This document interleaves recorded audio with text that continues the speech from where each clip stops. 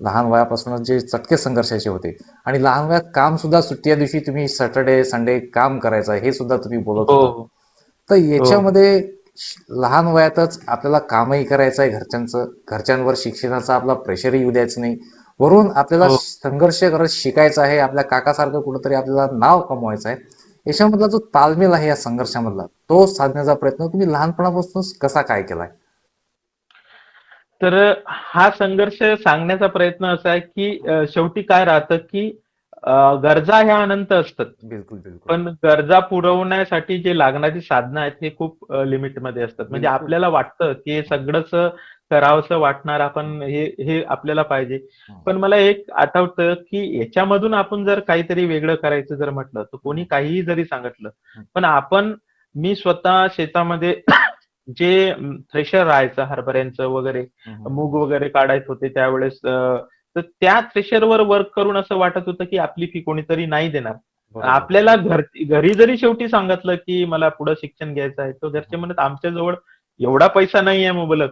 तुला बरोबर. वाटत असेल तेवढं शिक आणि त्याच्या हं, हं, पुढे हं, जर हं. नाही शिकता आलं, तर आमच्यासोबत शेतामध्ये." तर अरे हा बापरे. संघर्ष सगळ्यात मस्त गोष्ट आहे हो. बिलकुल मला बिलकुल. घरचं एवढं गाईडन्स नव्हतं, पण माझ्या म्हणण्यानुसार मी जे काही ॲज पर ऑब्झर्वेशन करत होतो, शहरामध्ये जाणारी जी लोकं आहेत, हं, हं, ते हं, हं. कशी जातात बरोबर. आणि किती प्रोफेशनल राहतात. तर म्हणजे सगळ्यात महत्त्वाचं म्हणजे जिल्हा परिषद आगरकरला माझं त्यावेळेस 11वी-12वी ला मी 10वी जी आहे, तर कर्मयोगी बाबासाहेब आपुतीकर शाळेमध्ये आमच्या आप्यातप्यालाच कंप्लीट केलेली होती. हां, हां, आणि हां. याच्यामध्ये हे संघर्ष राहिलं, की बरोबर. 5वी पासून आपण ज्या ठिकाणी प्राथमिक शिक्षण झाल्यानंतर जी माध्यमिक शिक्षण मी घेतलेलं होतं, तर हं, या हं. माध्यमिक शिक्षणामध्ये खूप सारे चटके, खूप सारं संघर्ष म्हणजे गावापासून एक 6 किलोमीटर अंतरावर, 5 किलोमीटर अंतरावर रोज पायी जाणे अरे बापरे. आणि उन्हाळा, पावसाळा, हिवाळा याच्यामध्ये आणि पुन्हा तिथून 10वी पर्यंत एस-एस-सी पर्यंत एज्युकेशन कंप्लीट करून अ, जे 11वी साठी ॲडमिशन घेण्यासाठी मी स्वतः चोहट्टा बाजार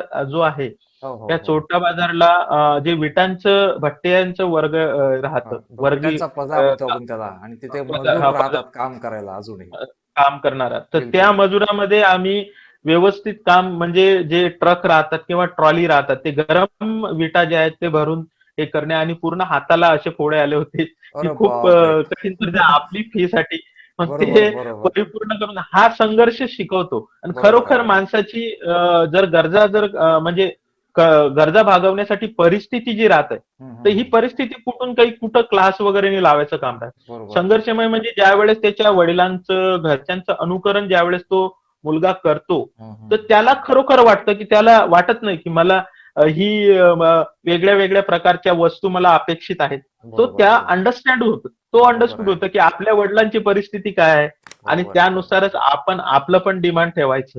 तर ही समजदारी जी आहे ते त्या कालावधीमध्ये. आता तर आपल्याला म्हणतो, की आपण सहज जर गेलो, तर मुलाला ₹100 चा खाऊ सहज घेऊन येतो. पण बरोबर, बरोबर. त्यावेळेसचे ₹100 म्हटलं म्हणजे ₹80 बाजार उरकून 2 पिशव्या ₹80 भरूनही ₹20 बचत राहत होती. बरोबर, बरोबर. म्हणजे दिवसभराचं जर ₹20 जर मजुरी करत असेल आपण, हो, तर हो, हो.